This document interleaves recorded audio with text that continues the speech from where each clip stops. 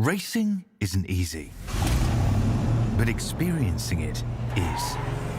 iRacing puts you in the driver's seat with the industry's leading sim racing game. Drive on laser scan replicas of the greatest racing circuits from around the world. Go head-to-head against other drivers chosen by skill-based matchmaking to ensure competitive racing at every level. Compete across all your favorite series. In officially licensed cars, engineered to deliver the most accurate driving experience possible.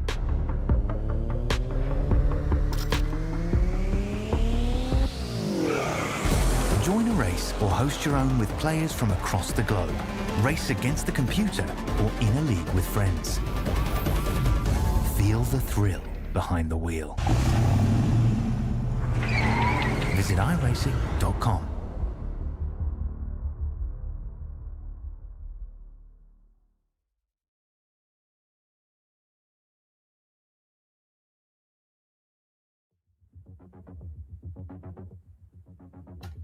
Final round of the Rackraft Simulations Summer Elantra Cup from Southern Cross ESports. You're seeing it all here on Sudspeed TV as we head to Sandown International Motor Raceway for this single-make touring car cup. It's been super exciting racing all across the journey, and we come to the home of horsepower. Two very long straights, some challenging corners, some nasty little curbs around here as well. Really well suited to the sprint racing that is before us with 3 15-minute races. It's going to be elbows out, lights to flag, and to bring you all of that coverage, I'm David Haynes with Brady Baldwin and Jay Kennedy in production. Brady, we are damn excited. Yeah, sure are, David. Just looking forward to the final round of the season. We've had some fantastic racing all season long, and now we come to Sandown Motor Raceway, obviously located in Victoria, Australia, just north of Melbourne, a historic racetrack in Australian motor racing. We're looking forward to some really potentially crazy racing tonight, like you touched on. 2 very long drag strip straights. Will be a lot of drafting along those straights, and then obviously a few corners to break up those straights. Kind of 13 corners, just over 3 kilometres in length. Expect a fair bit of chaos in the early laps through lap turn 2 and 3, apologies, and then down to Dandenong Road as well, especially on the cold tyres in these Hyundai Elantra TCR cars. Will make it a little bit difficult for these drivers, but I'm sure they'll turn it on for some good action tonight. Before there was a raceway and horseway here, there was actually a railway line that went through the middle of this site on its way to Springvale Cemetery. So a lot of weird little history around here. A lot of history in motor racing. The layout's changed a couple of times. Let's get Southpaw Racer to give us one of those overlays that's got the red line too. Oh, hang on. Apparently we can get that. You can see the old World Sports Car layout and also some of the other old layouts. So opened in 1962. This layout since 2001. Actually, a little bit of changes to the runoff at turn 6 since this satellite image was taken. But the layout itself hasn't changed, just the safety standards improving, which I'm sure is reassuring. If you can hear the gears turning, that's us trying to find the alternate history of Sandown. Let's go. This is gorgeous. Okay, so that's the original layout. Pits on the right-hand side without the dogleg on the left. Then we go to the World Sports Car layout, current pit lane, a couple more chicanes. A little bit more fiddly around there. You can find some of the race footage on YouTube. Now to the modern layout we race on today with that challenging high-speed turn 6 at the end of the back straight. And there we go, nice little history lesson. Wasn't expecting that today, Brady. No, it's always cool to look at the history of the racetrack. I didn't even know that before either. There was multiple layouts of this circuit, so really cool as we look at the championship standings after 5 rounds, heading into round number 6 tonight. Daniel Yeaman for Dropman Motorsport on 881 points, 52 points ahead of Lachlan Capel for ERT, with Damon Mulqueen for Synergy Sim Racing in position number 3 on 791, closely followed by Kyle Ridley and Ewan Baker. So it'll be interesting to see, that the battle for P3 in the championship is very tight, and even Lachlan Capel there, but Daniel Yeaman doesn't really have to do anything too crazy tonight. Should be able to wrap up the championship And also Jack Swampel, Tom Wilkinson, only separated by 2 points for position number 6 in the championship. Matthew Keane, 8th. Simon Mazzomo, 9th. And Cameron Edwards in 10th. So a lot to play out for this final round, David. But it looks like Dan Yeaman's sort of got one hand on the championship trophy at the moment. But we did see last round that a DNF for him and also Ewan Baker certainly cost him in the points. But luckily for Dan, with all these great results earlier in the season, has a little bit of a buffer heading into this final round. Yep, all eyes on Daniel Yeaman in these final 3 races. Having a look at that little format, the 15-minute qualifying is underway right now. That sets the grid for race number 1. Race number 2 is a progressive grid from race number 1, so you definitely don't want to crash out or spin out of race number 1. And then the final race, 30 minutes, reverse top 12, and a compulsory pit stop. 2 heats in effect to set us up for a main final race. This is qualifying to set that grid for race number 1. It looks like Daniel Yeaman and Lachlan Capel together on the track there. It's Lachlan Capel who's up top right now with the best lap, monstering over the curbs in his Elantra. Mole Queen a 10th behind, Ewan Baker a couple tenths behind that. Kyle Ridley there behind that, and Simon Mazzomo moves up from exactly 1 second off pole to somewhere slotted in the middle. It's nearly, you could nearly call this also just a side piece, also the Sim Speed Challenge as well, because we've got Simon Mazzomo, Reese Gardner, and Daniel Yeaman, all part of our Sim Speed crew, all in this race and participated all throughout the season. We had also Scott Rankin participate earlier on in the season. He's part of the race control team tonight, so really good to see those guys amongst the action here tonight. As Cole Ridley with that lap goes to position number 2. Just shy of a minute 14. Looking capable that last time by, just cracked in the 14s. A 14.984 will still remain position number 1. Daniel Yeaman also jumped up to position number 5. Looking at Mazzomo through 6, 7, 8, all over the curb there. There's only so far you can go, but you want to get close as you possibly can. And for Mazzomo, I guess it's just saying personal best because it doesn't know any better on my graphic right now. We'll see how this lap finishes out for him, though they are pretty quick. Ferocious little laps around here, a minute 15, and shorter in some high horsepower cars. Ooh, he might be going for a new set of tyres with half of the qualifying session remain, half of it done. You do have the opportunity for a lot of different laps. Here's the Mole Queen can through 6. How are the hands as the car launches across the curb, launches across a couple of the other curbs. Third at the moment, that sector wasn't an improvement.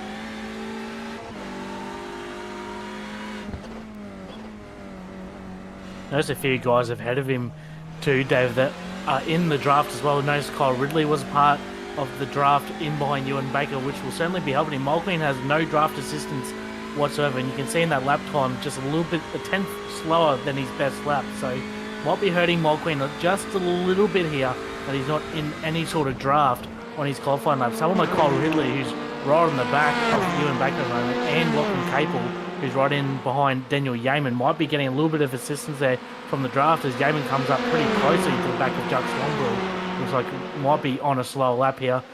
And also Lachlan Capel on the lights, suggesting he is on a fast lap. So watch for Jack Swanville potentially pull over and let these guys go on this flying lap. Ooh, that didn't look perfect across the curbs there. Yeah, we've got something to say about it, as he currently sits 5th in this qualifying. Kyle has a place in this middle sector, so that's definitely going to be reliant on the draft. Here comes Lachlan Capel. He might also be slightly improving. Lachlan Capel is slightly improving, just by a tenth or two there. So good lap from Capel. Good lap from Ridley. Ridley's a tenth short of improving on that lap. Ewan Baker's best lap was the one that he just completed. A little bit of shade coming across the circuit now as well on a day that is mostly cloudy. It's not going to bring any rain though. I've double checked. There's no rain in those clouds. It can get mighty overcast, but I don't think any precipitation will fall from them. No chances of rain in this over tonight. Reese Gardner also just jumped up to position number 4 as well. Ewan Baker improved his lap time. So did Damon Mulqueen. Daniel Yeaman back in position number 6. Cameron Edwards now on screen. He'll cross the line. He will improve to a 15.8 That will keep him, though, position number 9, but a little bit closer to the time of Simon Mazomo, who I believe is starting his first flying lap after taking new tyres. So it'll take him a while to get that temp back up, as we have just under 5 minutes left in the session.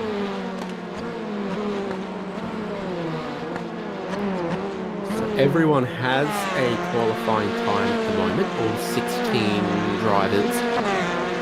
A lot of non-improved sectors, but we have seen a few drivers go through pit lane, like Simon Mazomo, so see if you bring a new set of tyres in, if that can help you. Everyone else has been out there sort of 7-8 laps on their run. Tom Yakovlevich has also been through the pit lane. There's 2 drivers who've gone, maybe just a new set of tyres, maybe just a new set of front tyres, maybe something else like that. Could help them out. Improved sectors from Cam Edwards. One improved sector from Ray Oliver. Just out of range of a bit of a tow as Ray Oliver comes across the line. So that ought to be an improvement, as it is, 1/10. Cam Edwards also some improvements here, looking to improve on a 115.8. That's 115.6. So that moves him up to 8th place.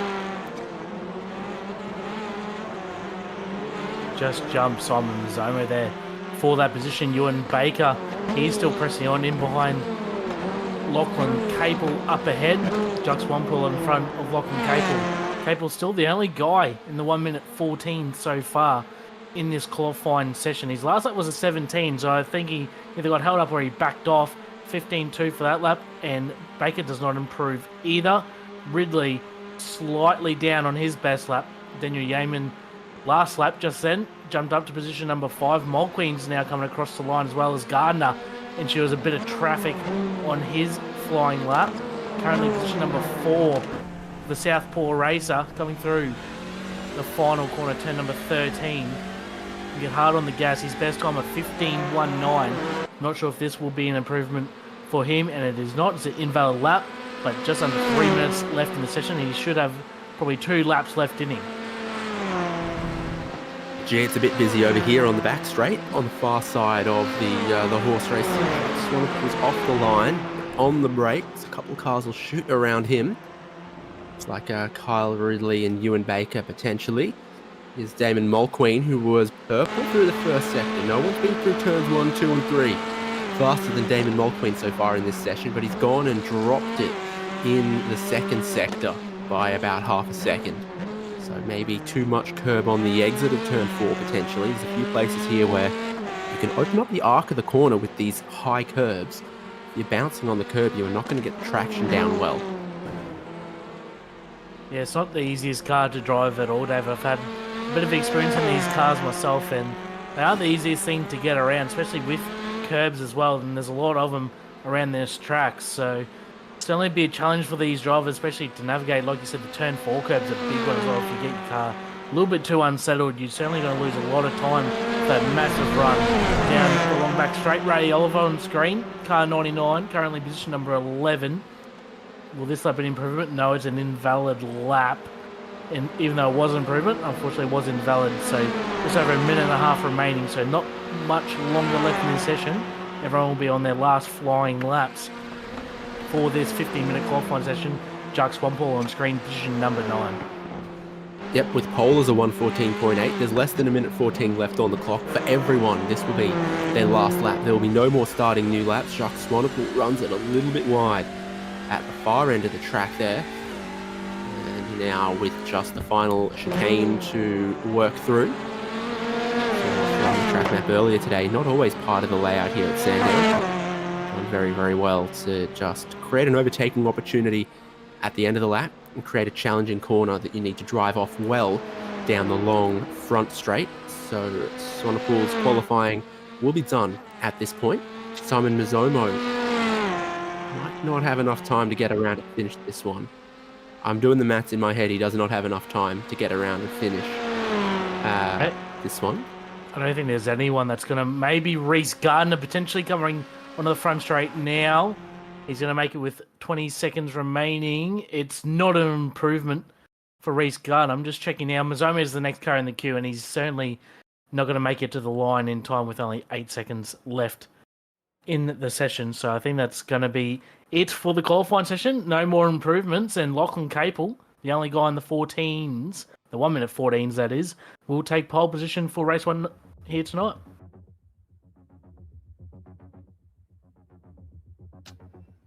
So we head towards the first of 3 races.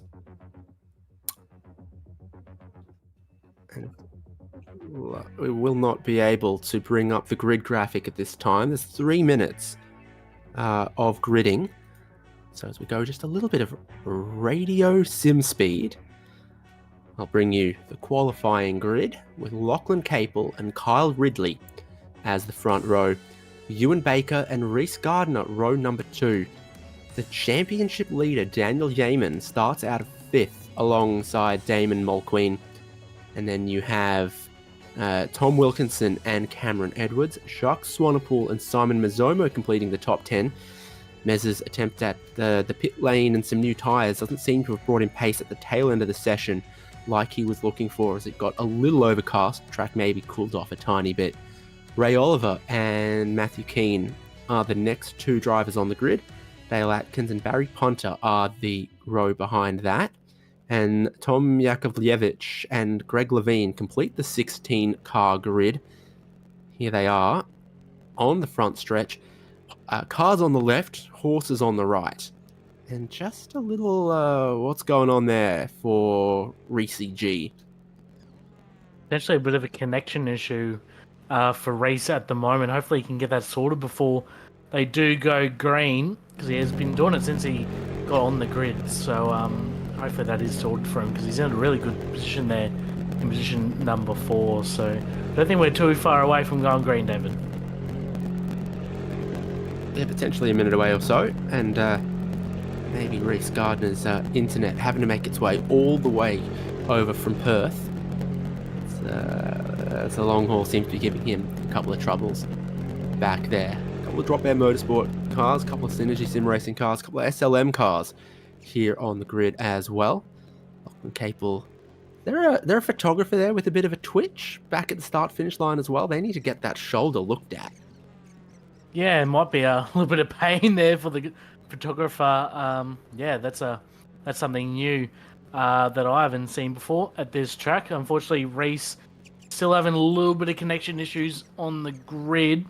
Unfortunately, looking at the numbers, he might drop out of the server, which is very, very unfortunate for Reece. Unfortunately, the Perth internet not strong enough. It's weird, unfortunately, for Reece. His quality still remains in the 90s, but the ping is bouncing around between 100 and 500. It's at 538 right now, which is basically from the moon to Earth. Basically, the worst you ever see is about 300, 400 if you go into some of those European servers. So, I don't know what's going on with Reece Gardner. He should probably stop seeding all of that anime, close BitTorrent, and just focus on the racing, which is what we're going to do right now. The green flag is about to drop for the standing start, side by side, for the race 1 of 3. The clean side of the grid is the right-hand side, but the inside line is the left-hand side.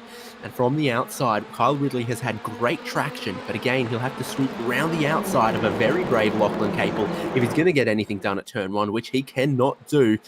Gardner on track, then off track, then back on track once again as we work our way through the chicane over the high curbs at turns 2 and 3. Always a chance of a concertina effect here at 3 and some bumper contact happening. They make their way cleanly out of the exit side of it, except for Cam Edwards, who might have caught a little bit of the wall out there.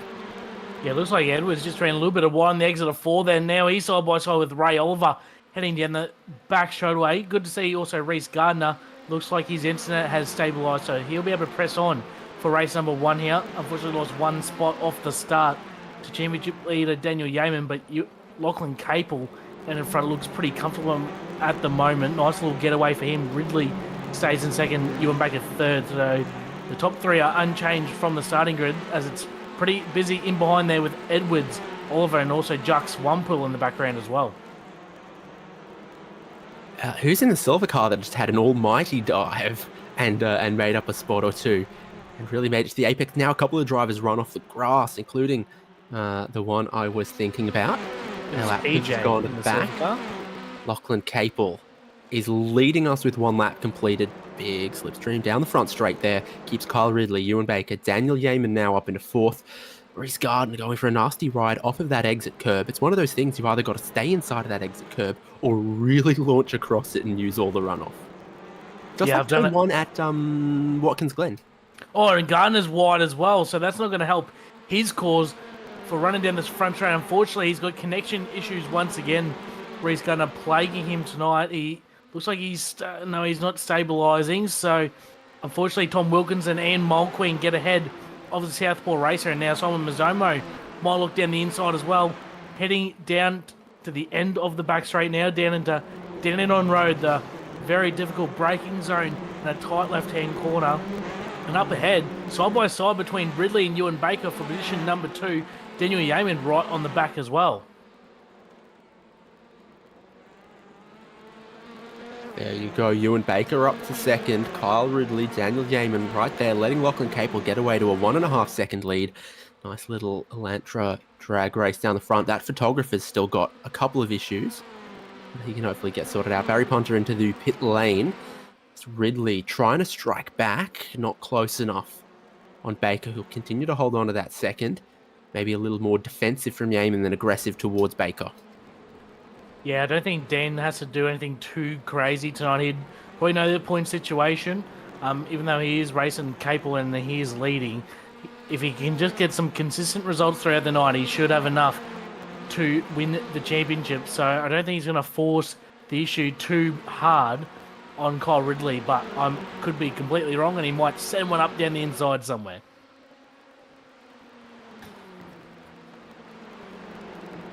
Cam Edwards has been around. There's been a little bit of a drama in the opening part of the lap for those couple of drivers there.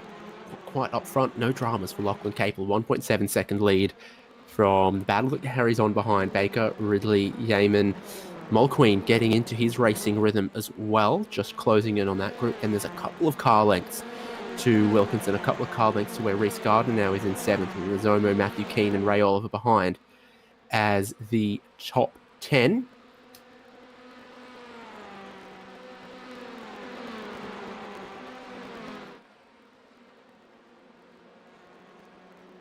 Looks like at the moment Baker pretty safe. Currently in position number 2, he's cleared out about 2 car length gap over Kyle Ridley, who looks to be under pressure from Yeaman, and Mulqueen's also come up to the back of Daniel Yeaman as well. So we have a 4-way fight here for position number 2, and Lachlan Capel stretched the legs last time by the line, 1.7 seconds out in front. So he's doing a fantastic job in the 18 tonight. So it looks like it's going to be a race for second at the moment, David. Stretching legs at Sandown, the home of horsepower. We didn't know how horses galloped until we had photography.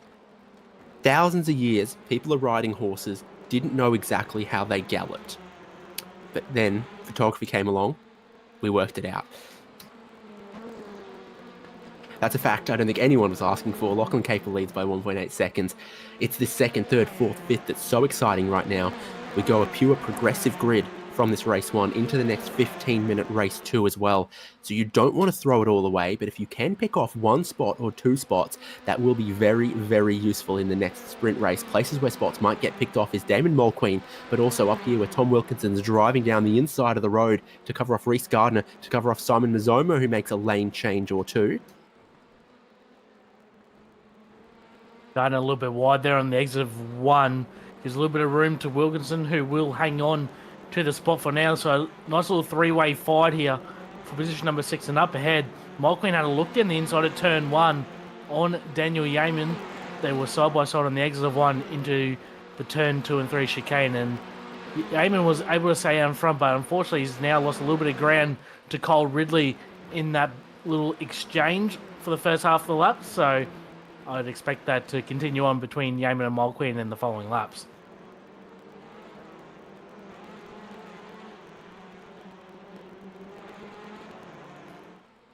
Nearing to complete another lap. The good thing about this circuit is in a 15-minute race, you get a lot of laps in. You get a lot of opportunity to try to pass. The pace is relatively relentless from all involved. Here's Tom Wilkinson trying to get good traction off the final corner. with Reese Gardner and Simon Mazzomo in pursuit. A couple car lengths back to Ray Oliver and Matt Keane, who could join this battle if they don't fight each other too much and if we get a little bit of a fight from the drivers up front. Jacques Swanpool in the background there was putting a bit of smoke down in the pit lane as he rejoins the race out of the pit exit a lap or two down. Here's Reese Gardner getting his nose right up behind Tom Wilkinson. Yeah, still a very intriguing battle here. Position number 6, still with Wilkinson, Gardner, and Mazzomo. Even Ray Oliver and Matthew Keane are forcing their way into this battle as well, as these guys are racing so hard. Keane and Oliver are making significant ground on these guys, so it might even turn into a 5-way fight very soon for this position number 6. Still out in front, Lachlan Capel, looking pretty comfortable, just under 2-second lead now over Cole Ridley in third, who's been impressive in the back half of the season, the number 27 machine, the SLM Motorsports car, so he's been very impressive. Later on, had some really good results at Laguna Seca last time out, and Wilkinson still hanging on. The very noticeable orange rims on that Drop Air Motorsport machine. Certainly. Now look how close Ray Oliver has gotten. He's right with them here. Bit of a gap forming as well between this pack and the next pack ahead. So it's Capel with a handy lead. Ewan Baker, Kyle Ridley, Daniel Yeaman, Damon Mulqueen are all in a line. And then this group of cars where Ray Oliver really starting to hit his stride as the tyres warm up. Something that's definitely a key component of the way that these cars races. They start on relatively cold tyres. They don't warm up front to back particularly evenly. And then eventually you maybe hit a little bit of a rhythm. Was that Reese or Mez getting a little wide off the exit curb? The concrete wall juts in if you end up sort of beached, riding the curb like a skateboard. Certainly not an ideal way to exit turn forward, David. I've had that experience myself, and it's not fun as Mez throws it down the inside of Gardner, jumps across the curb at Dead End on Road. This will leave him a little bit exposed now to Ray Oliver coming in to turn 11 and 12. Oliver's going to stick the nose in. He's going to jump the curb. Going to avoid contact. A little bit of rear contact there with Mazzomo. That's going to check him up and allow Matthew Keane now down the inside, down the long front straightaway. Keane will clear him on the exit and will grab that position number 9 over Ray Oliver. Fantastic battles all throughout the field so far tonight, David. You've got to look everywhere to find a battle. Yeah, we do. It's always ambitious to try to get down the inside of that final chicane because it's a little kink to the right and then a sharper corner to the left. You find yourself very quickly on the outside of a much more significant corner. So you can go side by side through there. It'll cost you both a lot of time. Ooh, oh, careful of that concrete that sticks out exposed there. Yeah, it's obviously cost quite a bit of time for this group of drivers compared to Tom Wilkinson and Reese Gardner, who have scooted away. Kyle Ridley hasn't been able to stay right underneath the rear bumper of Ewan Baker. The second and third there as well. And so Yeaman is in fourth, right in behind Ridley, and they're just dropping away from Baker a little bit. Yeah, they are dropping back. Ridley dropping back from Ewan Baker at the moment, and things going to be under a bit of pressure from Daniel Yeaman very soon. Yeaman right under the rear wing will get draft assistance on this lap. Few kilometres an hour help there for Yeaman. Probably not quite close enough to make a move into turn 1, but Ridley loses the rear end just a little bit on entry of turn number 1. They'll bring Yeaman another car length closer, so watch for Yeaman to potentially make a move at the end of the back straight, which can be very risky, or maybe even to Dead End on Road, the bottom of the hill, if he can get a good run off this corner, which he does, and this will invite Mulqueen as well, so it'll be a very interesting three-way fight here for position number 3 very soon. Indeed, Ridley goes sort of left-hand side of circuit to not offer up the inside line of Daniel Yeaman. They have a drag race up the hill towards the crest here. Can Yeaman go round the outside? Don't think he's quite intent on that, but what he can do is he can put the other driver offline, give himself a little bit of a cutback to try to outbrake here. He hasn't been able to do that, so he had an opportunity to try to make a pass, but it's tough to engineer one when you approach through an S's into the braking zone. Oh, must be a slowdown for Reese. Yeah, it is a slowdown for Gardner. Unfortunately, we'll lose that spot to Mazzomo. Looks like he has got it cleared now. So he'll press on in position number 8. For the time being, we'll lose that ground to Mazomo, who will now look to put the pressure on his good mate Tom Wilkinson for 6th. But Daniel Yeaman still not quite close enough to the back of Kyle Ridley. Mulqueen was actually the fastest of those 3 that last time by. So not too many laps to go, I believe. Unfortunately, we don't have live timing. I do apologise. We're having a few little tech issues on the back end, but we're still able to call all the fantastic racing here tonight, David. You reckon my PC will crash if I post my IP address and share my JRT live timing with the world? We'll see. If 10 people connect, I'm fine. If 100 people connect, I'm probably screwed. Yeah, we've got good racing, though, because the graphics would have shown you Ewan Baker's picked up the fastest lap of the race to get within 1.2 seconds of Lachlan Capel. Baker is blown away from this group of drivers and heading up towards the race leader, but there's not much time left. There's 2.5 minutes left, which means there will be 2 more laps. But there's contact down at Dandenong Road. Through the gravel goes Tom Wilkinson. Reece Gardner comes back on. Bit of an iffy rejoin from Wilkinson, and there was some other contact down there as well. Don't know about the state of our replays either, if they're tied to some of our graphics. But there has been a bit of drama down there. I'm actually going to have a quick look at myself at what happened there. David completely missed it. Looks like Mazomo actually got down the inside and got Wilkinson in the left rear. Looks like he has stopped Mazomo and redressed that position, but unfortunately Wilkinson's lost 3 positions out of that. So a little bit of fiery battles between the good mates, Mez and Wilkinson. So that'll be interesting heading into the next race. But Kyle Ridley still hanging on to P3 at the moment. Interesting enough, the gap from Baker to Capel has actually closed down to 1.3 seconds at the moment. So he's making a little bit of ground on our race leader, but don't know if he'll have enough laps to potentially make a move for the win here.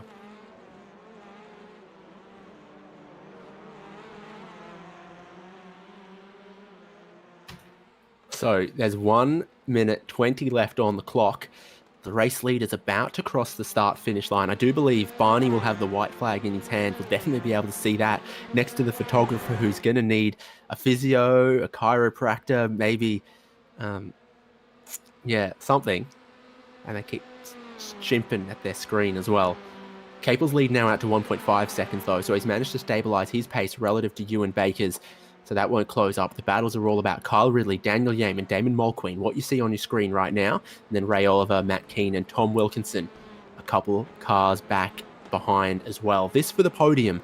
This to start on the second row of the grid for race number 2 that comes up basically almost immediately after this one. We are hot from one race straight into the next here, Heat 1 to Heat 2. Yeah, not much turnaround for these drivers. We'll have a little break after the next sprint race before our finale for the season, 30-minute race. Ewan Baker, if we can get on him and Lachlan Capel, there must have been a mistake from Capel earlier on the lap because Baker's right on his rear bumper in the closing laps of this race. So Ewan Baker's made substantial ground. I'm sure it was a mistake from Capel because he still had 1.5 seconds at the line. This is actually the checkered flag lap, I believe, David, and Lachlan Capel will hang on for victory. There is Barney with the checkered flag, so I was right. And Capel will just hang on for victory over Ewan Baker. A 10th.5 in it. Daniel Yeaman gets 3rd at the line over Kyle Ridley. And Damon Mulqueen, position number 5, just over 0.2 of a second separated, 3rd and 5th. Absolutely remarkable. Gardner finishes 6th of what? His internet issues earlier on. It's a fantastic result. Keane, Oliver, 7th and 8th, Wilkinson 9th, Mazomo rounding out the top 10 as the last of our drivers. Greg Levine crosses the start-finish line. Jacques Wampel as well. Unfortunately, he's a lap down.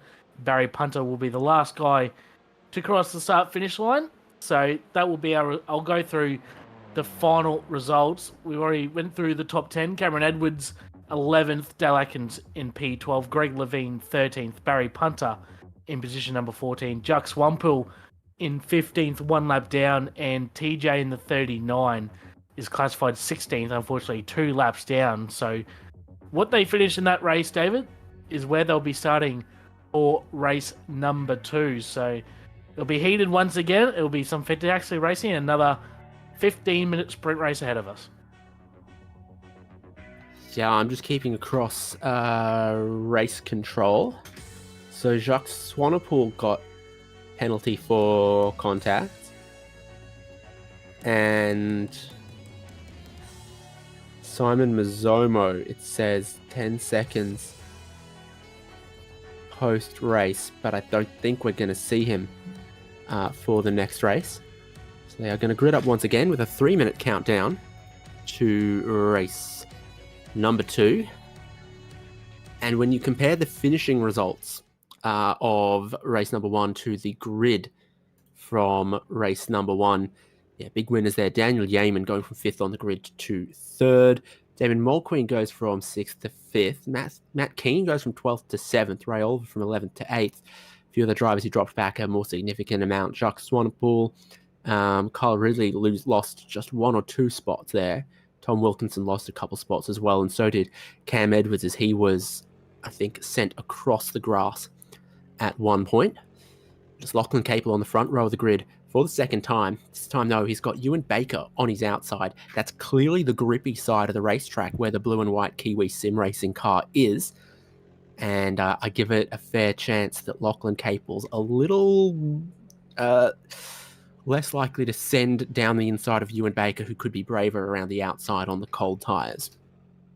Yeah, it will be very interesting, that battle into turn 1 between those two drivers. Obviously, Baker, unfortunately, after that disappointing result at Laguna Seca last time out, only 5th in the points, but he's still got a really good shot at 3rd in the points. And he is fighting, currently 3rd in points, is the guy on the bottom left, Damon Mulqueen for Synergy Sim Racing. Guy on the right, current championship leader, Daniel Yeaman for Drop Bear Motorsport. Done all he needed to do in that race.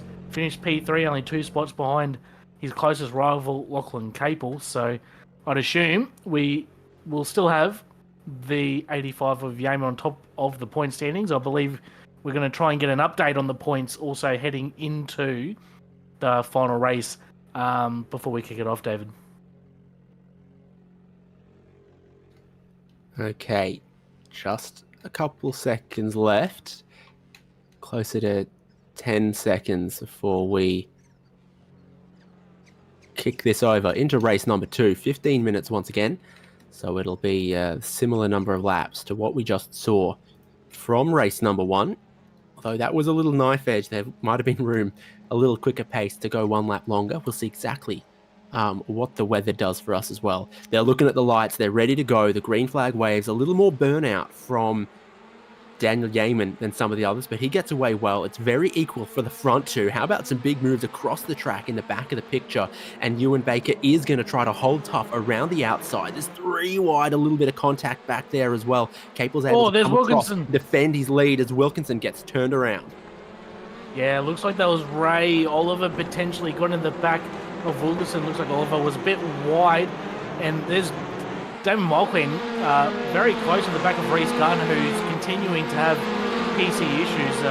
Mulqueen was unexpectedly inside of Reece Gardner, rear bumper there, coming off turn number 4, but they will press on as the top 3 are unchanged. Well, the top 4 are unchanged. Gardner got the spot over Mulqueen on the start there, but unfortunately still having connection issues, Reece, so Damon Mulqueen has to be a little bit of aware of that in the opening laps until that clears up. Mulqueen's got a slowdown as well. So Mulqueen's got a black flag.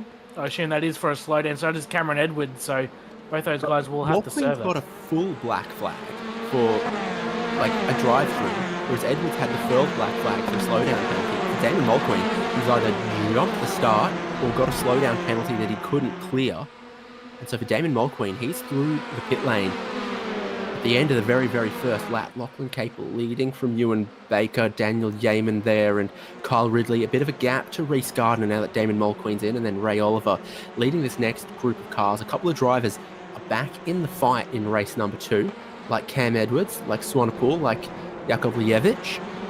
And teammates here, Greg Levine and Dale Atkins, have got the recovering Tom Wilkinson behind them. You've got to look a little bit further back to find Damon Mulqueen. I just had a look as well, David. It was a jump start for Mulqueen, so just creeped a little bit forward out of his box, probably 2 or 3 seconds before the green flag dropped. So what he'll be hoping for is these 3 guys battle it out, because Greg Levine is in position number 12. remember, it's a 12-car reverse grid for race number 3. So if Mulqueen can somehow get to position number 12, he'll be off pole for the final race, and he'll be very hard to stop off the front row. So all he'll be hoping for is these guys to battle as they are, and he might have a sniff at the end of the race to potentially get that position number 12, as down front, Lachlan Capel doing all on his own at the moment. Got a pretty comfortable lead there over Ewan Baker. Tom Wilkinson's been looking every single which way to try to get around these guys. I think finally he'll get Dale Atkins, then he just needs to worry about Greg Levine. It was a tough ask when they were side by side over turn 6, and he had no idea which way to go. I think Levine might be giving him this one as well, having seen all that has transpired down the back of the shot. Damon Mulqueen, Tom Wilkinson gets back through. Yeah, Wilkinson finally gets that move done, so they'll put him to position number 12.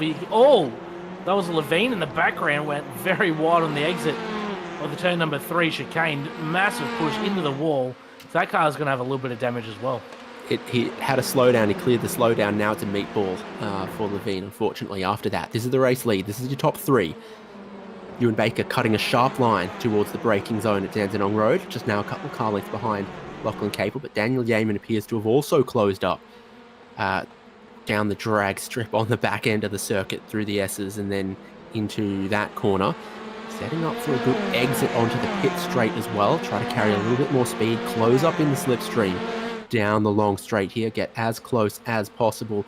Ewan Baker is just chipping away the hundredths of the seconds to Lachlan Capel at the moment. Entered the straight 0.38 behind, finished the straight 0.3 behind. So really only gaining a tenth or so there, but definitely that makes it tough for Lachlan Capel to get away or stay away when on both occasions, the front straight and the back straight, the car behind will just have 1-2 kilometers an hour extra.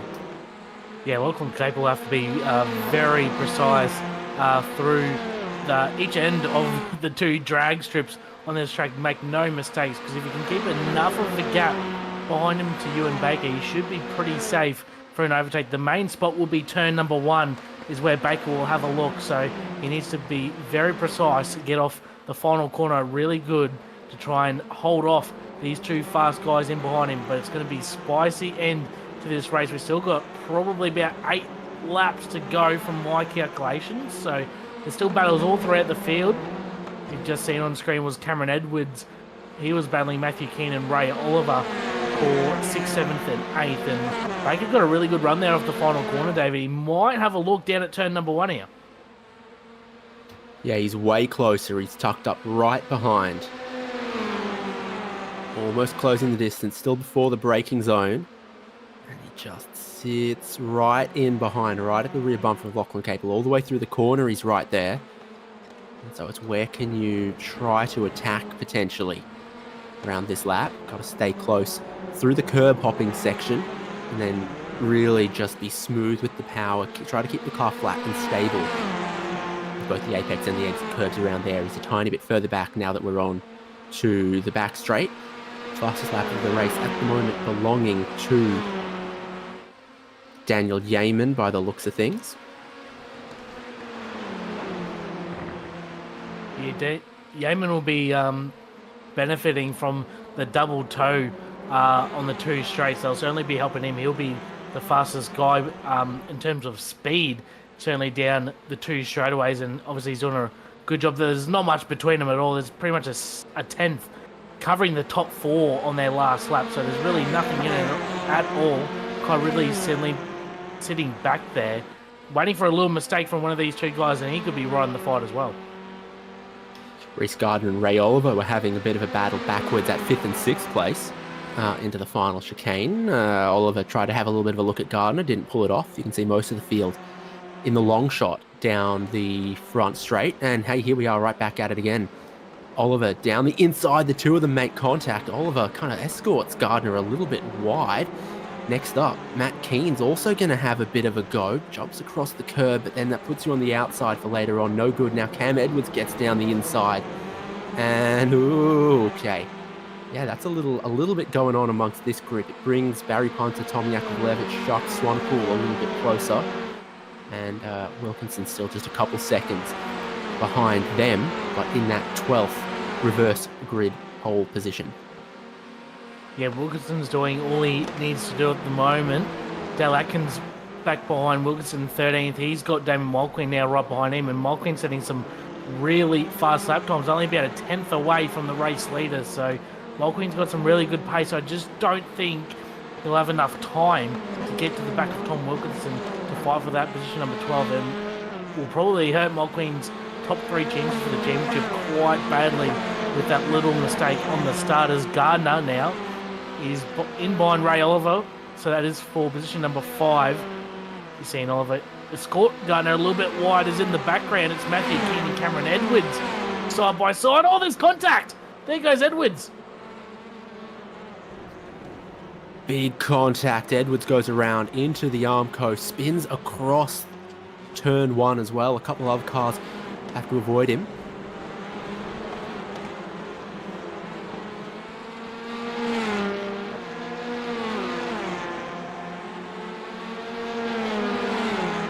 A little bit going on in the background between Edwards and Matthew Keane. What's that's going to do? That's going to help out Damon Mulqueen just a little bit with those guys having their troubles. So looks like, is Keane out of the race? No, he's still going. Apologies.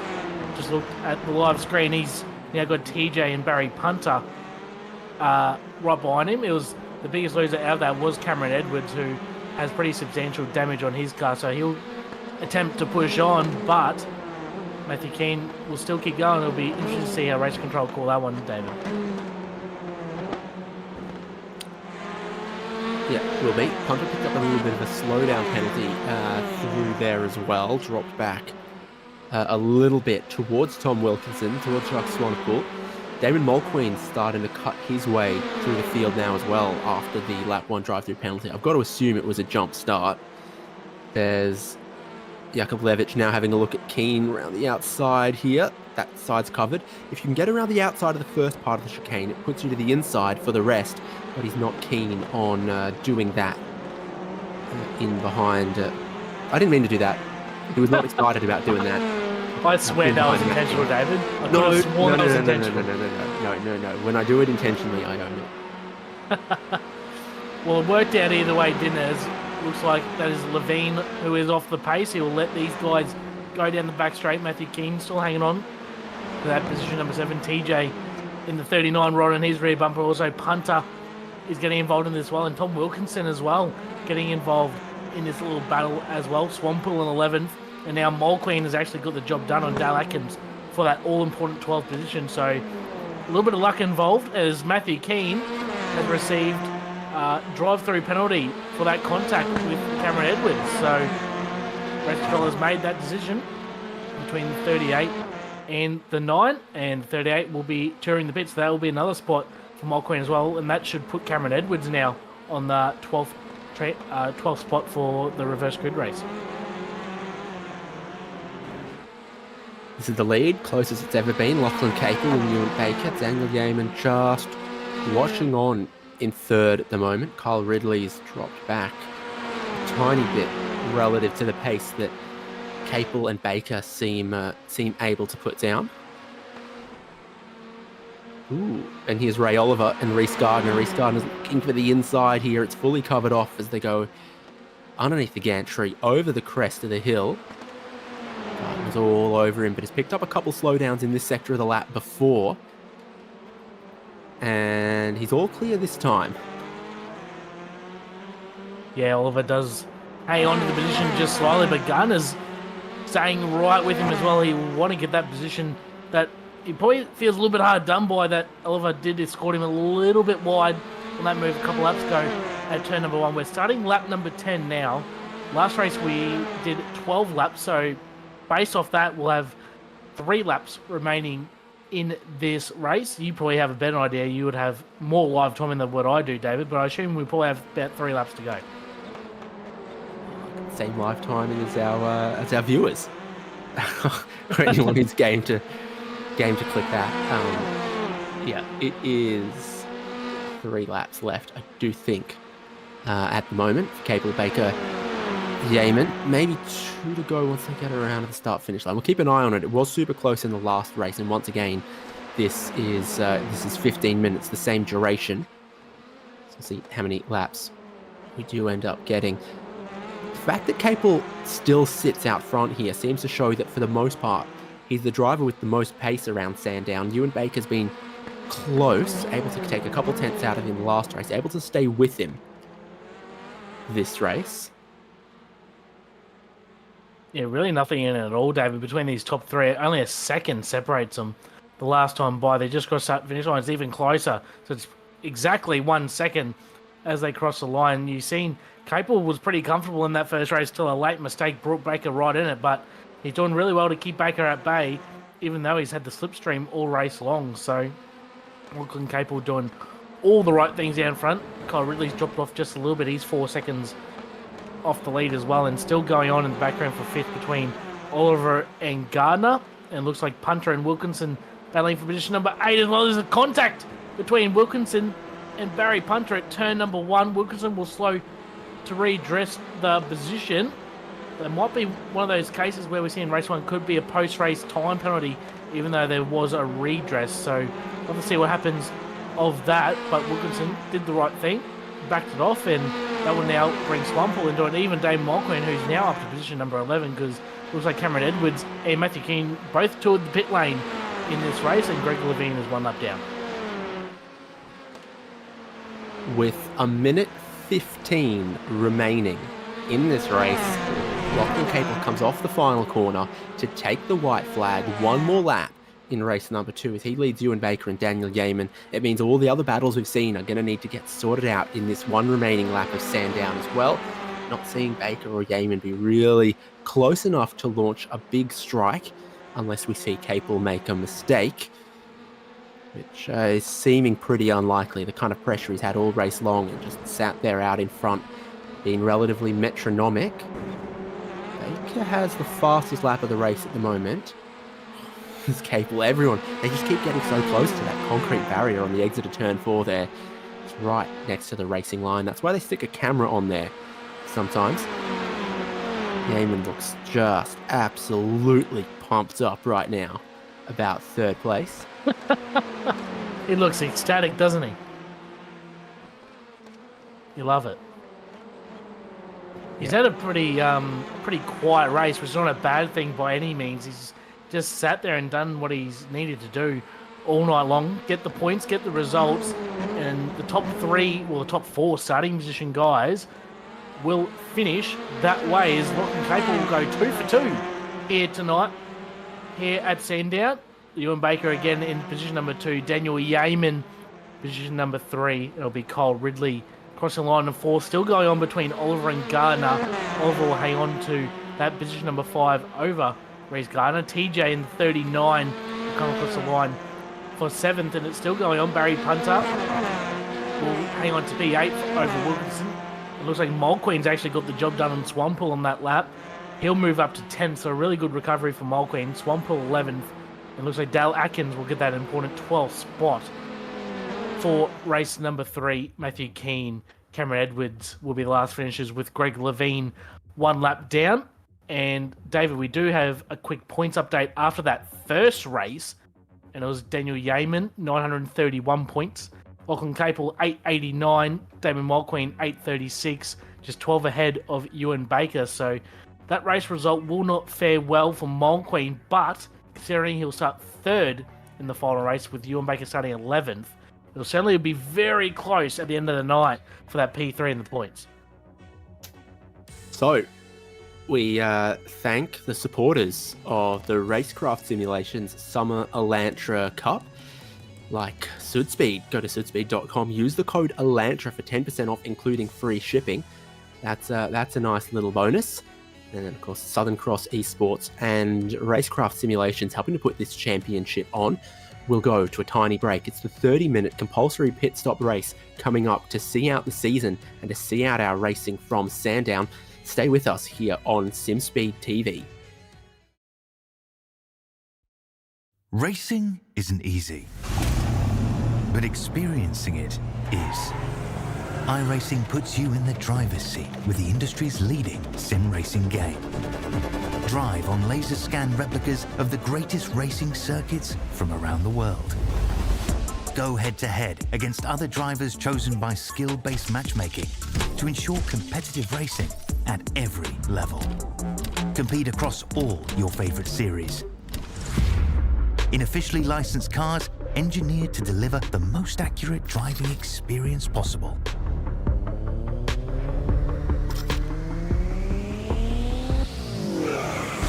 Join a race or host your own with players from across the globe. Race against the computer or in a league with friends. Feel the thrill behind the wheel. Visit iRacing.com.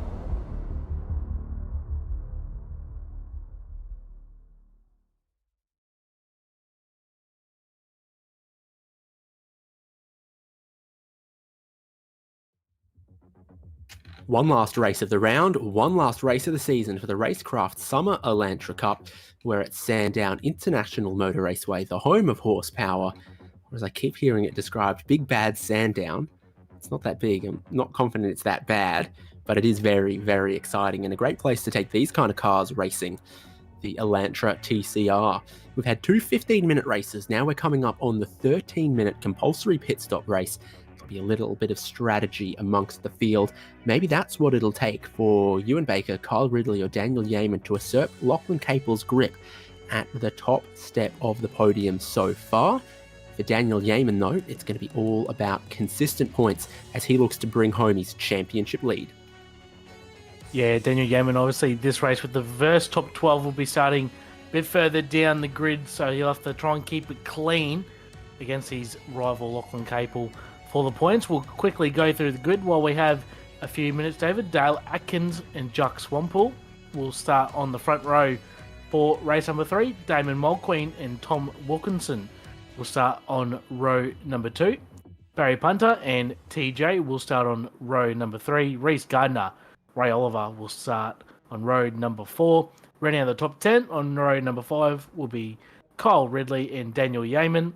And then Ewan Baker, Lachlan Capel will start 11th and 12th. Matthew Keane, Cameron Edwards, 13th and 14th. And I believe our last starter for this race will be Greg Levine from position number 15. So a lot to play out in this race. One to watch will be Damon Mulqueen, finished 5th in race number 1. Unfortunately, had that jump start and the black flag in race number 2. Now off position number 3, we know what the pace he has. He'll be certainly one to watch to get out in front early, try and get the maximum amount of points to try and hang on for third in the points. One of those angles, I swear I could see the Westgate Bridge out there. So, yeah, an interesting grid it will be for this race. I wonder if that will see any of our faster drivers likely to want to pit early. Just had to sneeze. Started not hold the microphone open and subject all you guys to that. Yeah, and then behind 12th position they are as they finished race 2 with Keane, Edwards, Levine, and no Simon Mazomo. Tom Yakovlevich has found his headlight flash button back there. We are getting later into the afternoon, giving us an air temperature of 22 Celsius, a track temperature of 25. It's mostly cloudy, which tends to mean 60-70% of the time it'll be overcast with the sun peeking through occasionally.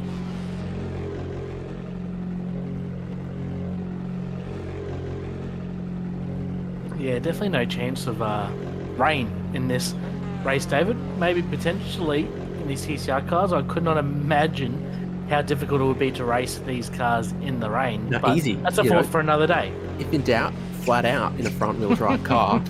That's how you want to do it. I can confirm that doesn't always work. Sometimes it can, but most of the time it doesn't. It's always worked for me. There's some Michelin Pilot Challenge races where it's rained and suddenly the TCR cars are quicker than some of the GT4s, and it's exciting stuff. So, yeah, fingers crossed that they'll come out with some Michelin and/or Hancooks for these that are a wet tyre. We're ready to go. 30 minutes on the clock. 1 compulsory pit stop required, green flag waves, and your front row do not get away particularly well, so instantly they're swamped by the drivers from behind. Dale Atkins and Jacques Swanepoel going backwards, as to the race lead goes Damon Mulqueen. Around the outside tries to come Tom Wilkinson. A couple of cars barreling in there pretty hot. It's cold tyres once again for everyone. And oh no, Cam Edwards has been turned around, but straightened up. Unfortunately, it's round 2 of Matthew Keane and Cameron Edwards. We've seen them come together in race number 1. I don't think there was much in that, to be quite honest, but they were both pushed on. Looks like Matthew Keane, though, missing a front bumper, so that will not help him out whatsoever. But Damon Mulqueen got a fantastic getaway off position number 3. Will lead him through Dandenong Road for the first time. Wilkinson in second. Atkins and Swanepoel side by side for position number 3. TJ there in 4th as TJ will cut the grass. Looks like Atkins runs a little bit wide, does have a slowdown as well, so he's going to let a few of these guys by. And Daniel Yeaman already up to position number 6 from the 10th starting spot, so really good stuff for him. Ridley 7th, Baker 8th, Capel 9th, so all those guys that started down towards the back making ground already on lap number 1. Nice of Yakovlevich to cut some of the grass, because I've heard that the circuit doesn't like to do that themselves. Not when there's motor racing events on, only when there's horse racing. So Damon Mulqueen leads us from Tom Wilkinson, Jacques Swanepoel. Here comes Lachlan Capel, Ewan Baker cutting their way through the field. They've gotten ahead of Barry Punter. Capel gets in pretty hot here, finds himself behind Ewan Baker for the moment. And oh no, we're going to have a little bit of 3 wide here off of turn 1 once again. Between Cam Edwards, Matt Keane, and Ray Oliver now sneaks ahead, with Dale Atkins behind. In the drag race down the back straight, Damon Mulqueen has 1.4 seconds over Tom Wilkinson. Then Swanepoel there in 3rd. Yakovlevich is holding on into 4th. And here is your race leader's perspective. Those gloves look to be about 20% sweat by weight at the moment. I don't think there'll be too much sweat on Mulqueen. I think he's pretty experienced in these cars. He will know what to do out in front, and he's already checked out a pretty sizable margin, just over 2 seconds already from Wilkinson. So we'll talk about strategy pre-race there, David. Wouldn't surprise me if a few of these guys in the middle of the pack, probably from Gardner down to Capel, about 5 positions or so. Wouldn't be surprised if we see one car dart off, another car will dart off as well. As Swanepoel looks like he has a problem. He's serving the nastiest slowdown I think I've ever seen. Look at the freight train shoot by him. Look at Reese Gardner around the outside, backs out of it. And finally, Swanepoel gets back up to speed alongside Reese Keane, Ray Oliver back there as the field continues to sort its way out through this reverse 12 grid for the 30-minute final compulsory pit stop race. Look at the train already forming here. From TJ, Reese Gardner, Yeaman, Ridley, Baker, Capel. So from position number 3, position number 8 is a massive train at the moment. So wouldn't surprise me if we see a little bit of fireworks in amongst this pack as they're all fighting out for every possible position. Daniel Yeaman, he's +5 already in this race from 10th up to 5th. Gardner locks an inside break coming in, and there's contact with him and TJ. TJ was wide, but then gets turned. He's facing the wrong way up against the Armco. He's not pleased with that. A couple of drivers have snuck through scot-free to gain a couple of positions, like Yeaman and Capel. And oh, here we go. Baker's trying to attack Daniel Yeaman. Looks like Lachlan Capel's going to get to the inside of him. Some of our quickest drivers here, and they're side by side with Yeaman on the slight defensive from Baker, who's going to try to shoot all the way around the outside of turn number 1, and he is, and there's going to be a little bit of contact, and he's going to skate so wide out through the grass.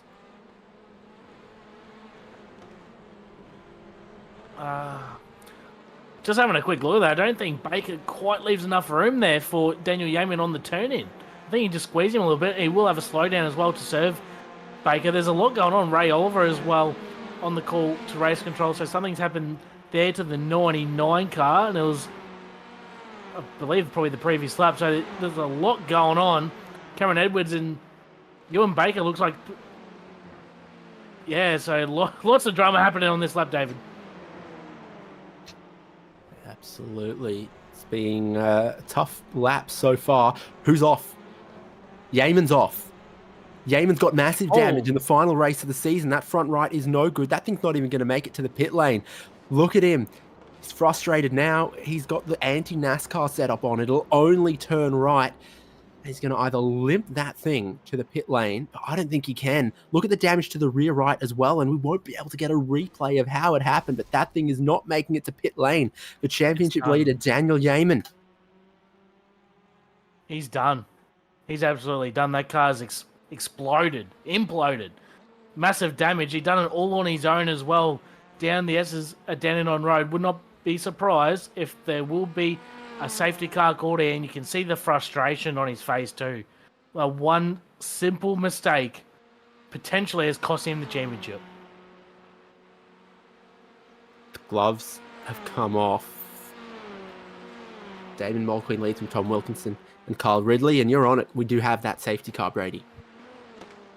So I do believe they have done over 5 minutes in this race, so everyone will be coming to the pit lane. If memory serves me correctly, for these longer races, you can't pit inside the first 5 minutes and can't pit in the last 5 minutes.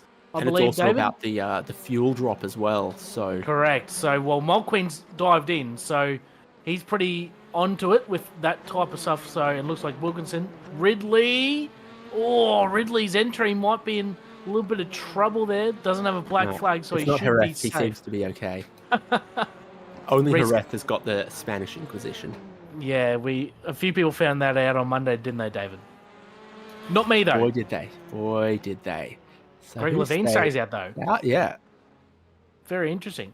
Mulqueen comes out of the pits. Everyone has come in except Greg Levine. So Mulqueen will come out. Behind Levine. Well, Levine's past the safety car.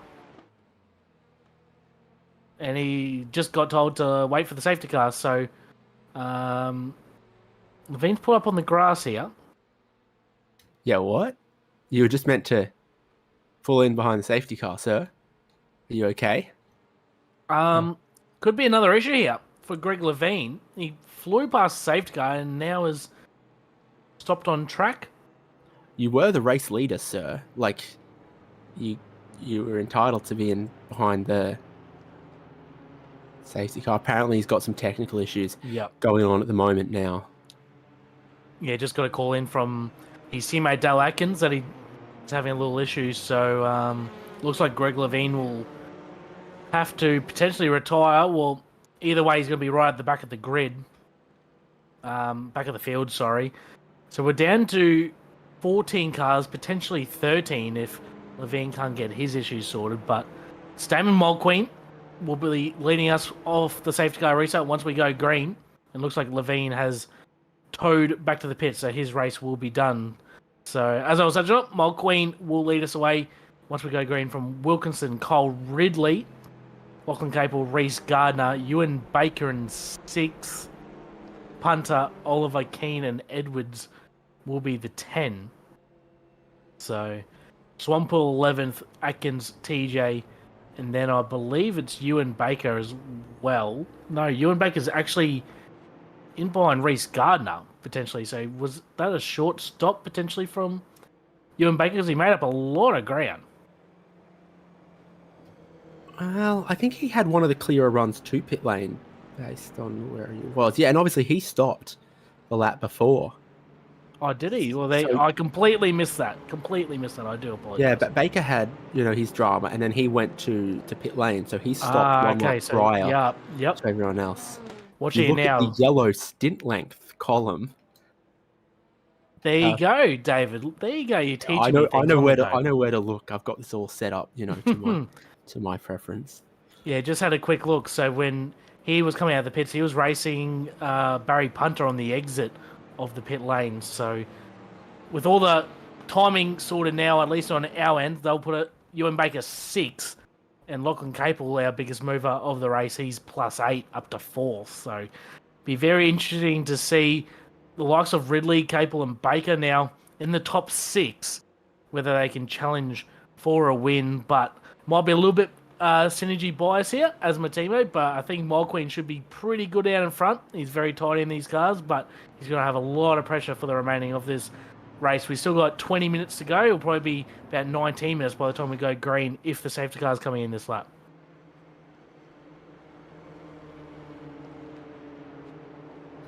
He looks like, if you asked him to, he looks like he has a collection of blacksmithing hammers. I hope he listens back to that because, yeah, that's pretty funny. I won't say any more, though. Lights are off. Safety car is going to pull away. We'll get racing.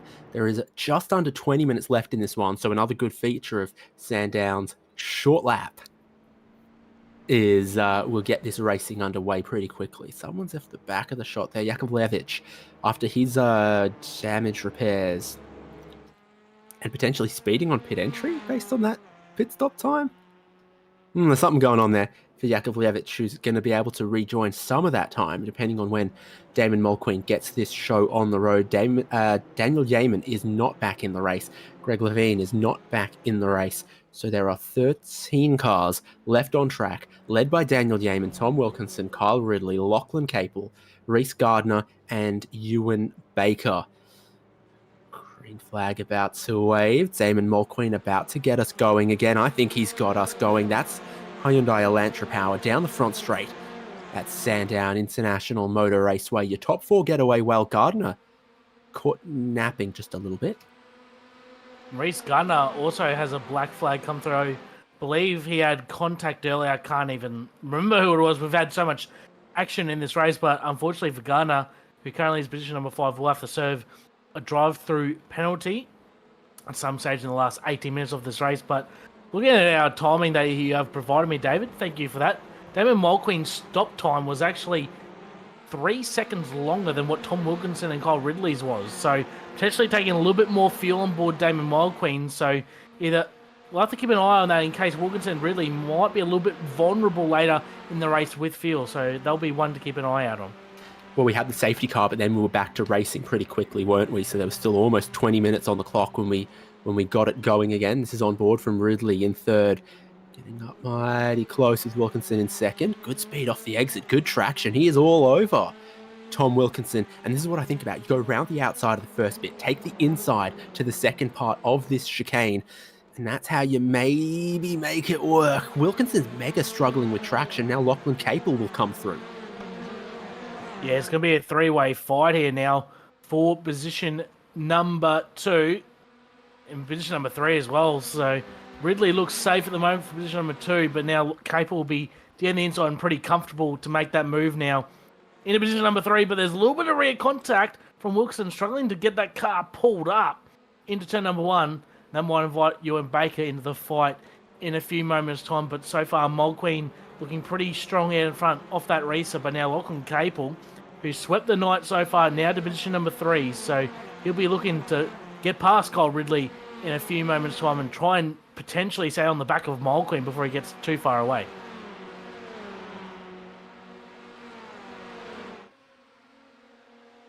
Well, there are a couple of ways this could all play out towards the end. This is your top 5 right here. That is way out of control from Wilkinson. Now shooting down the inside, Ewan Baker is going to try to take that spot away from him. They have a little bit of a bump on the exit as well. Wilkinson, was he off onto the grass? Was he escorted just a little bit wide? He's not happy about it. Baker is ahead. There was a call in from race control from Wilkinson, so potentially it could be a redress issue since Wilkinson only did lose one position. He is on the headlights, so a little bit of frustration there for the 862 machine. It will remain position number 5. Capel comfortably now in position number 3, only 1.2 seconds separating the top 3 at the moment. Still Mulqueen, Ridley, Capel out in front. Not much between them, and now Ewan Baker to 4th. But the battle on screen as well. Punter, Oliver Keane, Edwards and Swampel. This goes from 6th down to 10th. Sorry. So not much in between these guys either. I think when the horses are on track, there's a couple punters around here as well. Oh, you done it again. And I think they managed to they get on well too. I'll give you that one, David. I'll give you that one. Very good. Yeah, thank you. Couple damaged TCR cars. How about this dive to the inside space? I think enough space left on the outside. Now they're going to come together as well. Four wide. Cam Edwards puts his nose in and he skittles the pack. And then bounce off the Armco right back on a circuit. There's a handful of damaged cars here potentially as well. Oh, and now we got more contact. Ray Oliver gets helped wide, I think, by Ponta. Now they're 3 wide on the pit straight as well. Absolute carnage amongst this group. So much going on. The same battle pack's been going at it all night long between Edwards, Swampool, Punter, also Oliver and McKean. They've just been going at it all night long. And now Scotty Rankin in race trial laying down the law about comms violations. Few hotheads potentially in this race, which is probably understandable. There's a lot going on, but out in front, still Damon Wildqueen out of Ridley.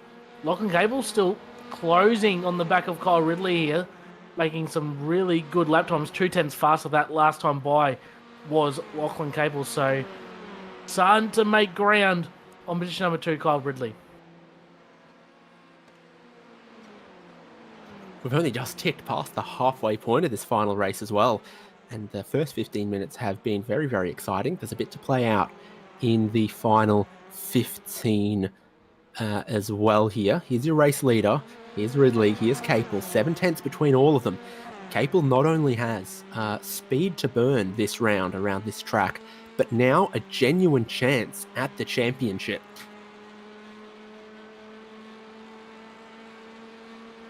You would think with the unfortunate DNF for Yeaman, if Cable can just finish where he is, it should be pretty close for the championship, but we should have confirmation post-race as we have just over 13 minutes remaining in this race, and Lachlan Cable all over the rear bumper there of Kyle Ridley. I think Mulqueen struggling without any toe assistance. The 2 guys behind starting to close in even more as Ray Oliver once again on the mic. He got a rear contact actually from Ewan Baker, and Oliver is actually a lap down, so we'll have to see if anything happens from that. As side by side once again, that is Ray Oliver who is a lap down, letting Cameron Edwards and Matthew Keane by, and potentially Jack Swample as well. That's a little bit of an awkward situation there for those guys. The top 3 both really trying to set up their drive off the final corner, so they're all the way to the right-hand side before the left-hander to finish out the lap. Kyle Ridley, he's in a go for it or get out of the way kind of mode at the moment because he's caught up to Mulqueen, but Lachlan Capel's been breathing down the back of his neck as well. This is backwards over the shoulder from the race leader through turn 1. Just giving a little kiss on that exit curb there before throwing it across the apex curb of turn number 2, giving it a good throw across the apex of turn number 3. Don't want to get too much through turn 4 because it's not about your apex speed, it's all about your traction and your drive from the exit, and that's what Lachlan Capel's been very strong at. That's what he's got once again. Yeah, Capel certainly has some really good pace aboard the A-team. We've seen it all night long, controlling the first 2 races pretty comfortably, and just sitting in behind Kyle Ridley, not quite close enough to make a move. Will he throw a bomb down and down on road? He won't this lap. Till just over 11 minutes remaining in this session. So, I mean, probably nine laps, maybe 10 laps remaining. I think. I just looked at the timing that you provide, David. It'll be 9 laps to go. Thank you very much once again. You're making me look a little bit smarter than what I am.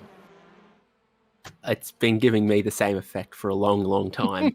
Half a second for your top 3 here. Ewan Baker, quickest car on track last lap, has the fastest lap of the race as well to his name. He's not far away from this with still plenty of laps to go. And then Matt Keane, Cameron Edwards, Jacques Swanepoel, they're going to kick off down towards turn number 1 as well. Tom Wilkinson's just running around in 5th there at the moment.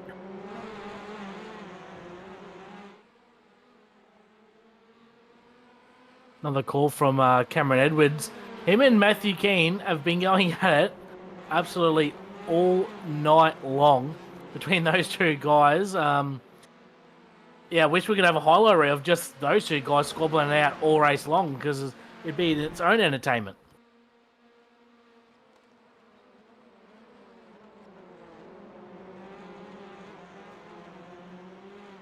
Again, Capel just getting all of his exits right, but Baker just not so far behind. Crosses over 10 minutes to go in this race, and everyone should have made their final pit stops.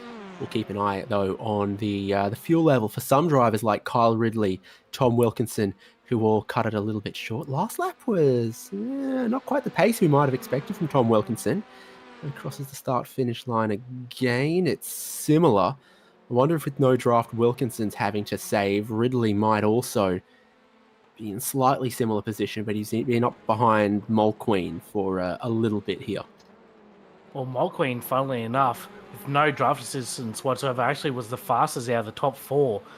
That last time by, was fastest throughout the whole field, mind you. So even without that draft, he's still setting really good lap times, and he's doing enough to keep those guys at bay down the long back straightaway. It's probably, I'm just looking now, about 3 km/h difference in advantage of Ridley in behind him. But will Ridley get close enough to potentially make a move? Won't be this time by. Goes a little bit deeper under brakes. He got off the brakes and got back on him. Closed up, but Mulqueen got a better exit there off turn number 10 at Dandenong Road.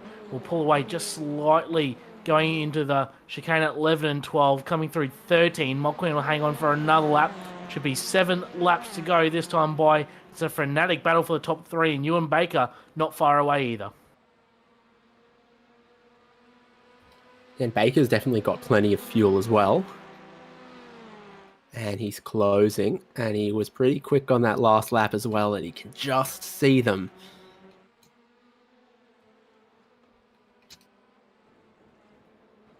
Mulqueen finding a little bit of his element. How's the airtime across that turn 2 curb? It gets no respect because your drive off of that corner is irrelevant because you're immediately at sort of turn 3 and turn 4. So you just cut across best you can, float over, and then worry about your traction into the long back straight. The 2 straights you've got to worry about, and then just carry speed through the other parts. Yeah, essentially that's what Baker really has to do, and very much so Mulqueen, especially with that no draft down in front. He's just got to be so good through these tight, twisty sections in between the 2 straights. If he does that, he should be pretty safe by the time he gets to the end of both straightaways. Capel right on the rear bumper of Kyle Ridley. These guys are still fighting for position number 2. The last time by, Mulqueen was actually the fastest out of the top 3. Ewan Baker slightly faster in position number 4. We have 6 laps to go. This time by, Mulqueen still hanging on. Ridley, Lachlan Capel in P3, and Ewan Baker closing ever so slightly in position number 4.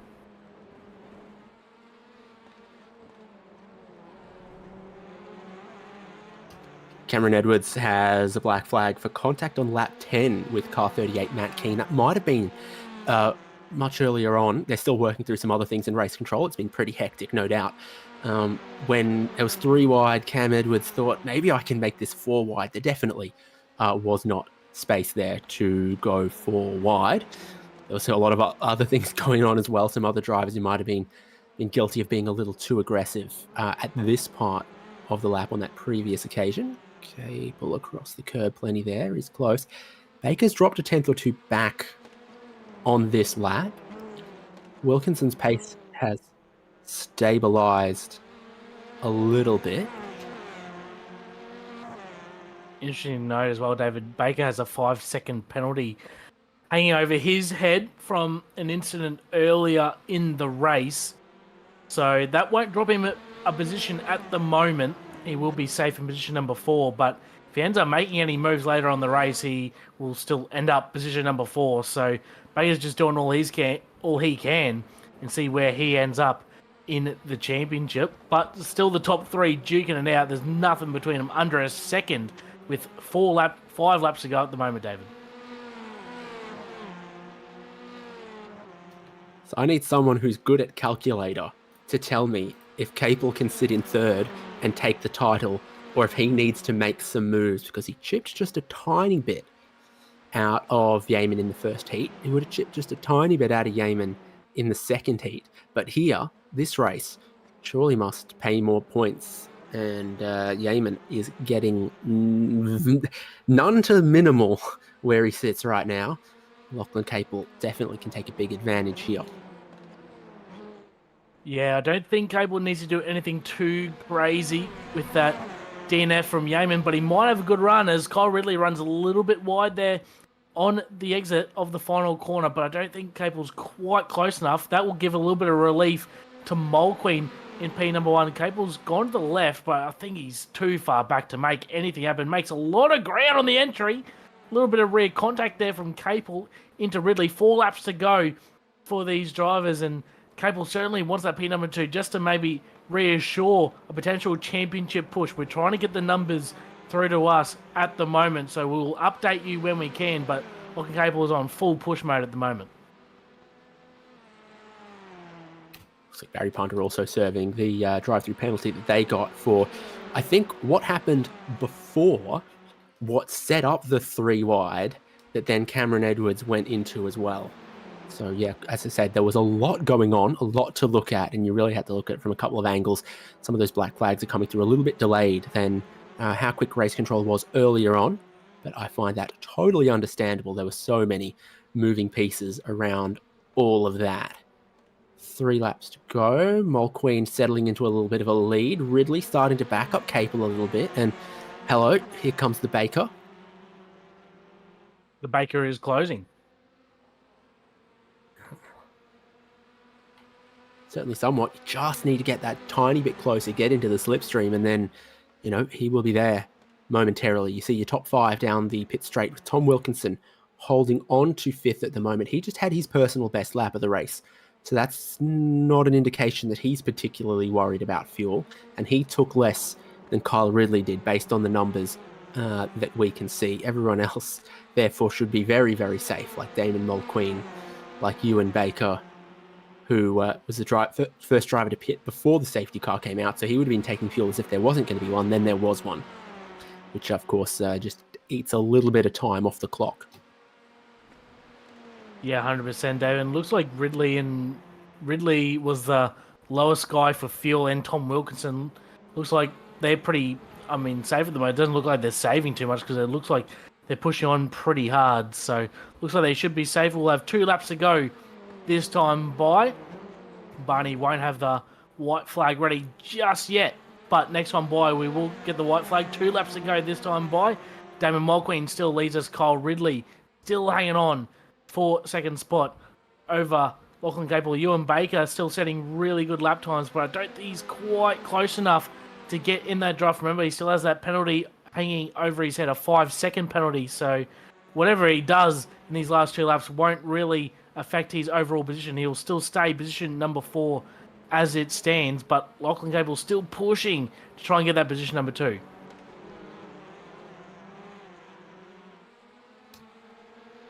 Run down the back straight. Mulqueen's broken just a little bit clear.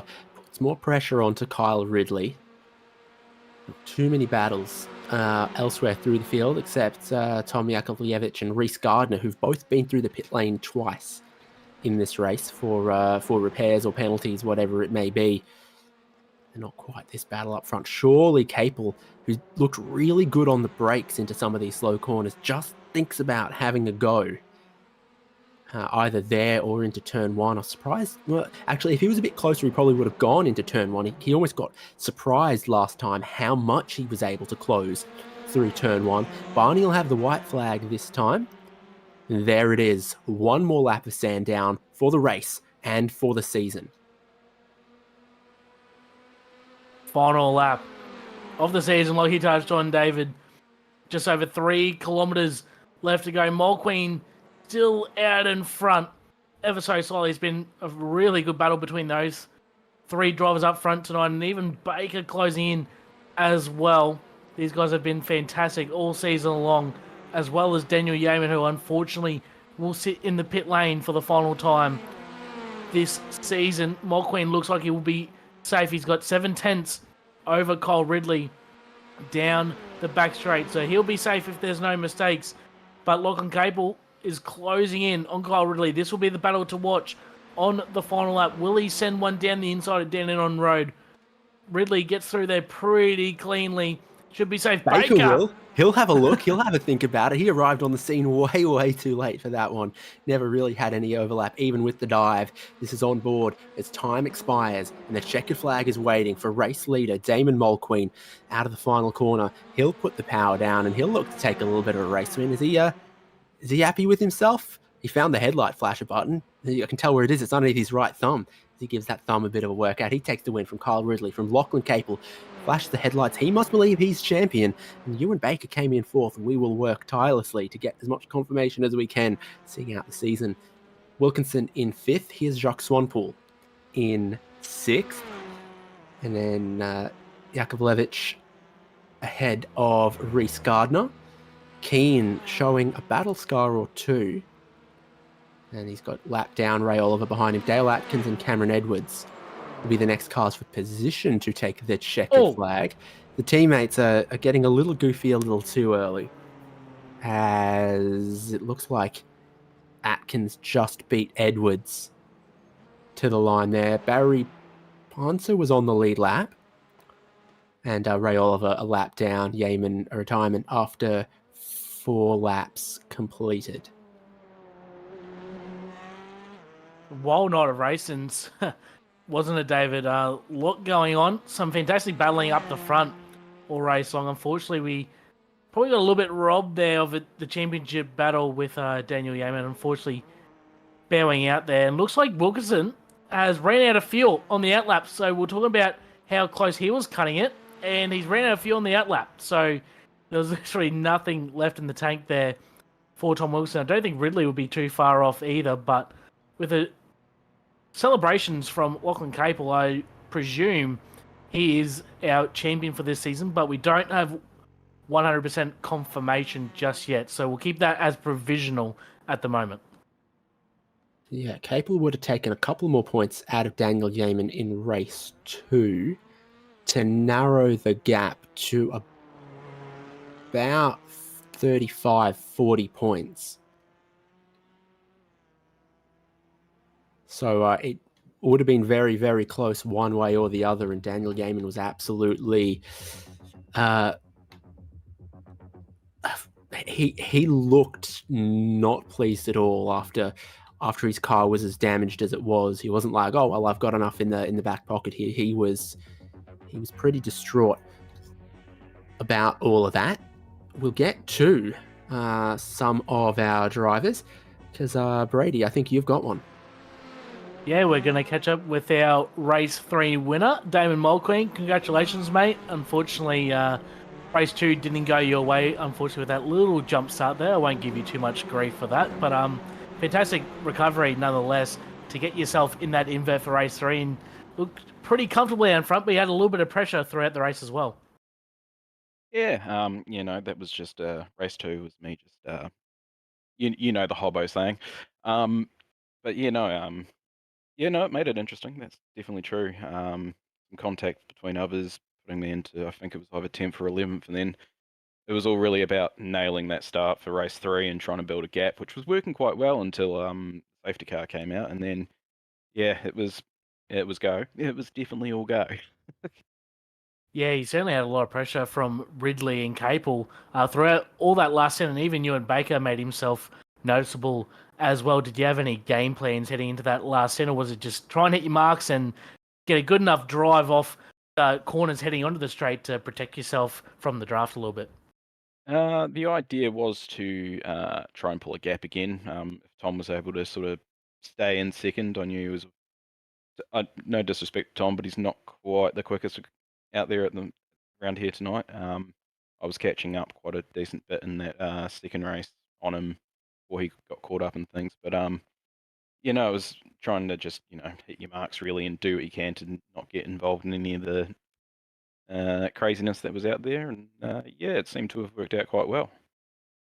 Well, it certainly did work out. We don't have official confirmation just yet, but we do believe you've snatched second in the championship as well. So after all 6 rounds of the championship, do you have any highlights to look back on after we complete this season?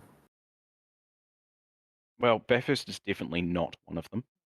Neither is Laguna Seca. doing that race while barely being able to stay awake was definitely not fun.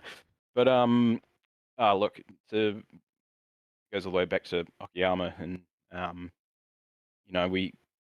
the series as a whole had a massive field, and I think I said something along the lines in the Discord that, like, given the amount of people we had, it was considerably really good clean racing. Okay, there was a few incidents that happened and whatnot, but yeah, it was good. Like, it was something stupid like 47 cars. I've never seen. Well, actually, no, I lie. I have seen that many cars on track before, but it was great just to see the whole how everyone turned out, and as I said, relatively clean racing, and then maybe coming in tonight and turning around a what could have been a pretty average result and possibly getting third, and now maybe getting second in the championship. Got to quickly just congratulate Lockie on sticking it out and going. He did really well. It's unfortunate what happened to Dan 2 rounds in a row, getting caught up and stuff and having a DNF. So it just proves that you've got to try and keep your nose clean in these series, especially as I don't believe there's a drop round. So you just got to keep your nose clean.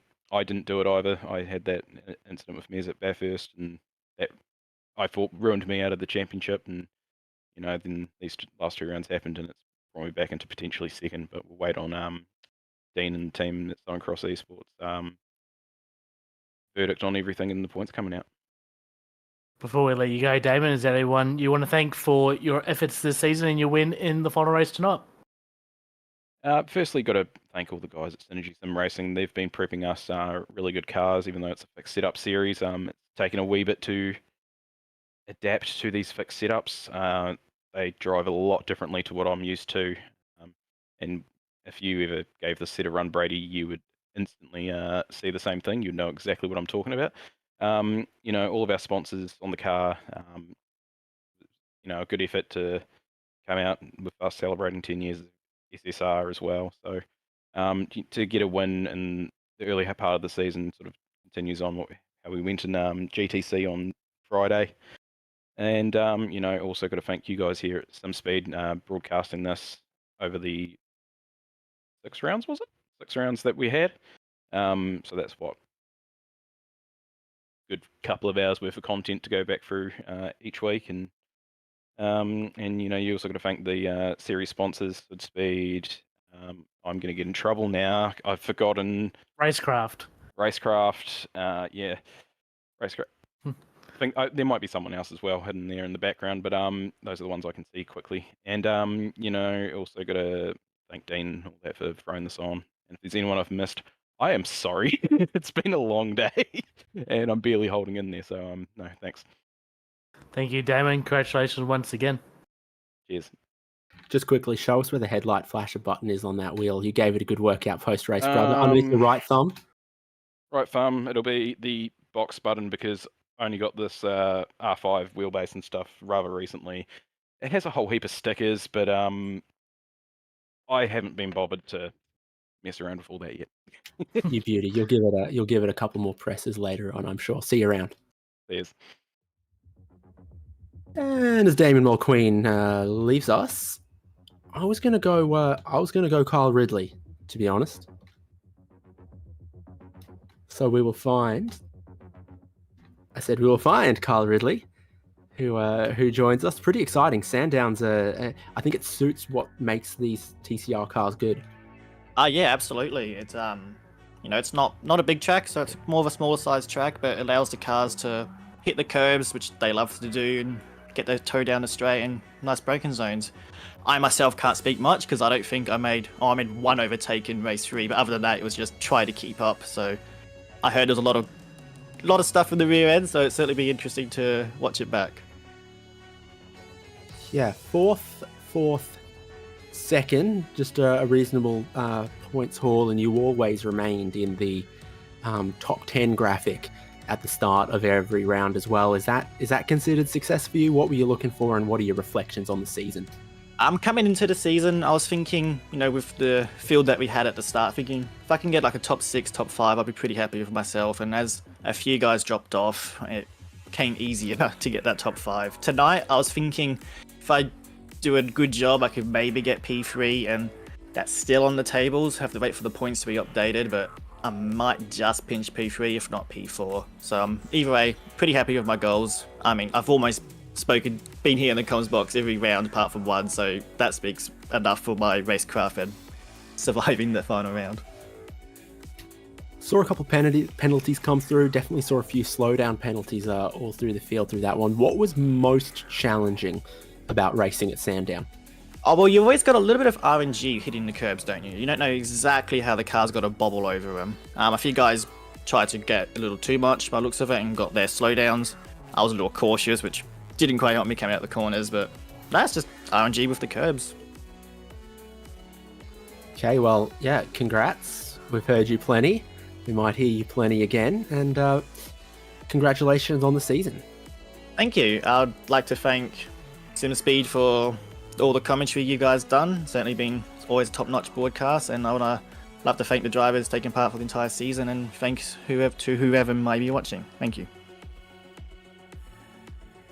Kyle Ridley, what a consistent point scorer, but there's one driver left to have a chat to, and it is, in dramatic fashion, the Southern Cross ESports Racecraft Summer Elantra Cup champion Lachlan Capel.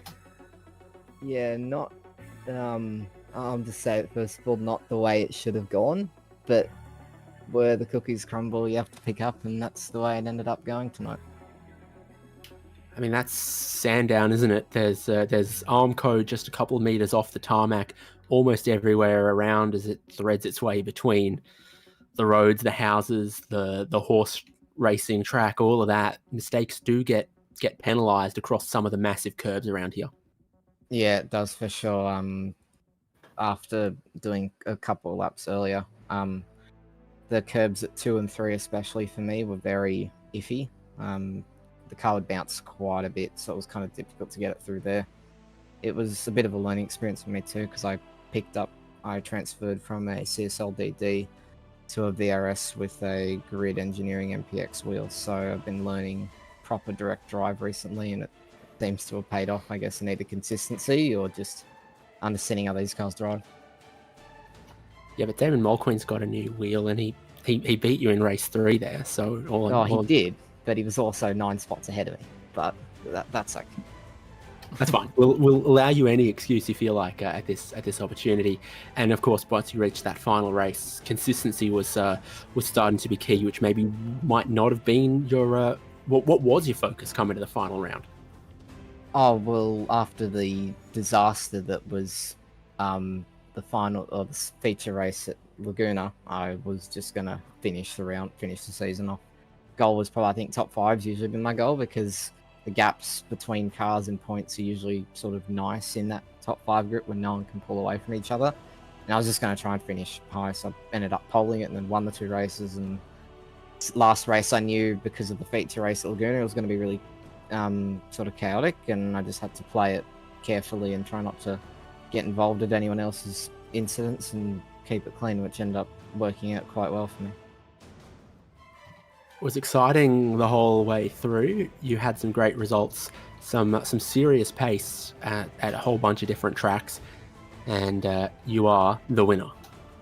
Yeah, it's a good feeling to finally get the championship. Last championship I was back in Ozpass in the GT3s, so good feeling that I can jump into a car like a TCR with no prior experience and get going with the best of the best in these cars. But yeah, bittersweet, but I think championship's just going to end like that. You can't really control what happens. Anything can happen, as you say, in the final round, so it's just kind of doing what you can and not really worrying about what other people do. It's just trying to keep your head clean and keep your head focused.